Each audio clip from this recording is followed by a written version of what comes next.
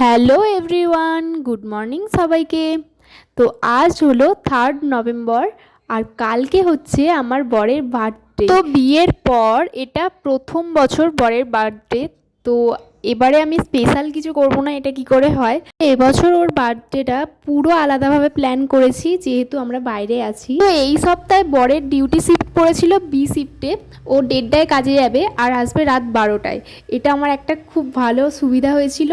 তাই আমি আগে থেকেই প্ল্যান করে রেখেছিলাম ও যখন কাজে চলে যাবে তারপর আমি সব কিছুটা কিনতে যাব।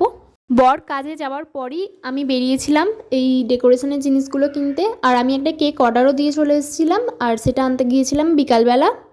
তোমরা দেখো, এটা একটা বাচ্চাদের কিট ছিল, এতে স্পাইডারম্যান ছিল। তো আমি আগের দিন যেটা দেখে এসেছিলাম সেইটা পাইনি, তো এটাকেই কিনে এনেছি। বাট স্পাইডারম্যানগুলো লাগাবো না, স্পাইডারম্যানগুলো আমি রেখে দিয়েছি যদি পরে কোনো দিন কাজে লাগে। তো তারপর বিকাল হয়ে গিয়েছিলো আর আমি বিকালবেলা কেকও আনতে চলে গিয়েছিলাম। আর এই যে আমার কেক নিয়ে চলেও এসেছি।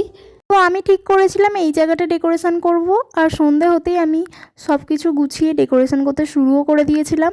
তারপর আমি ভাবছিলাম কিভাবে একার হাতে এতগুলো বেলুন ফোলাবো, কিন্তু আমি পুরো টাইমের মধ্যেই আমি পুরো রেডি করে ফেলেছিলাম। আর এই যে ফাইনাল আউটকামটা তোমরা দেখো। আর তারপর আমাকে একটু ওয়েট করতে হয়নি, পুরো 12টা মাঝে চলে এসেছিলো। আর আমি বাইরেতে দাঁড়িয়েছিলাম, ওই জন্য ও বুঝে গিয়েছিলো যে কিছু না কিছু একটা করছে, যেহেতু আমি জেগে আছি। তো আসতে দুজনে মিলে একটা তুবড়ি জ্বালিয়ে নিয়েছিলাম। তারপর ওকে যখন আমি ঘরে ঢোকাই, ও তো পুরো অবাক হয়ে গিয়েছে।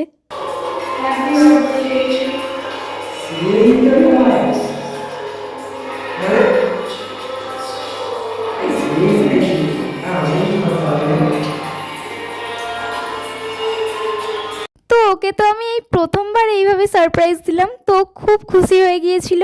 আর ওর খুশিতেই তো আমি খুশি। তো আমি ভেবেছিলাম একটু সেজে গুজে থাকবো, কিন্তু সেই টাইমটা হয়নি। পুরো টাইম টু টাইমই সব কিছু শেষ, মানে রেডি হয়ে গিয়েছিল, সেই কারণে আর সাজা হয়নি। আর বর আবদার করলো যে একসাথে আজকে কেকটা কাটবো। তো এইভাবেই একসাথে কেকটা কাটলাম আর খুব মজা করে দিনটা কাটালাম। তোমরা অবশ্যই জানিও তোমাদের এই ভিডিওটা কেমন লাগলো। আর ভিডিওটা ভালো লাগলে একটা লাইক, কমেন্ট, শেয়ার অবশ্যই করে দিও। দেখা হচ্ছে নেক্সট ভিডিওতে। Thanks for watching.